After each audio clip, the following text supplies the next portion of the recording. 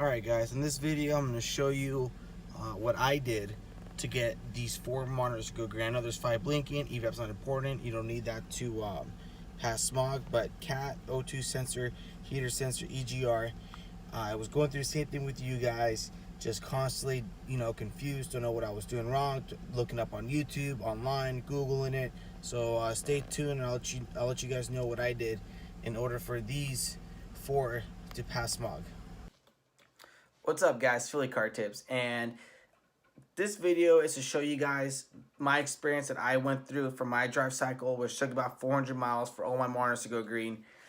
Because when you disconnect the battery or when you clear the check engine light code, you connect your OB2 sensor back into your car, you're going to see that you have 4 monitors blinking red. Technically 5 if you count the evap, but the evap is not important.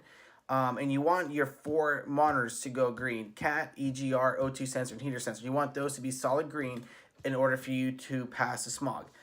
So what I did, I made sure all my O2 sensors were working. That's like the number one thing. You could drive for a while doing a drive cycle, 100, 200 miles, and not know you have a bad O2 sensor. So here you are wasting time and wasting gas money. Thinking you're doing the drive cycle, and the last thing that's showing is heater sensor is not going green. That could, not mostly, but it can be a bad sign that you have a bad O2 sensor somewhere. That was at least my experience. The car was working. I was a 1998 Dodge Caravan, my mom's van. So that was number one. That happened to me. Check engine light came on. O2 sensor, one of the O2 sensors was bad, and I decided just to change all of them. So that's one. Check your O2 sensor. 2, I used the CRC emissions cleaner. I think that thing worked pretty well, to be honest. Poured it in on a full tank, and off I went. I drove 55 to 60 miles on cruise control for about 30, 40 miles. And then after that, I drove 55 to 60 without cruise control for 35, 40 miles. And after every 100 miles or so, I've noticed like CAT went green, O2 sensor went green, EGR went green, and last but not least, the heater sensor went green. O2 sensor and heater sensor were the last things to go green for me. So that's what I did. And also I heard driving up a hill works, it helps. And some street driving, like driving on the street, it helps out too. So that's what I did. I literally did those 4 or 5 things, and after that, I was at the gas station putting some gas in my car, or in my mom's van, and I checked the OB2 sensor at the gas station, and all monitors went green. I'm like, all right, I'm gonna go to the closest freaking smog center from here, and hopefully check engine light doesn't come on or anything. And here I have the details on my mom's van. It passed pretty well, surprisingly, and that's how I passed the emissions, is by doing those things.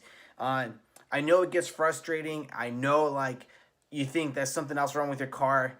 It's just patience. That's literally what I thought as well. I was with you guys like, this doesn't work, something else is wrong. I just learned to have some patience.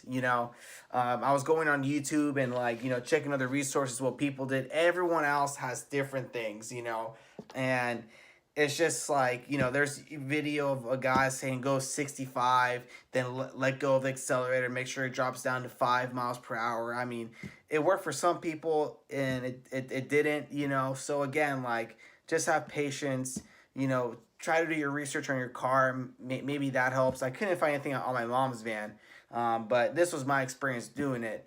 And I'm not gonna lie, it was kind of a pain, dude. I mean, it was driving 400 miles in the span of 2 days was kind of like tiring. But and also another note, I mostly did my driving at nighttime, simply because there's a lot less cars on the road and easier to to maneuver.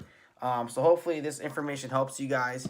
And I'll show you, and there's a picture that I put up between the before and after of the OB2 sensors. So hopefully this helps you guys. If it does, cool. If not, then I'm sorry for wasting 4 minutes of your life. So that being said, hopefully you guys have a good one.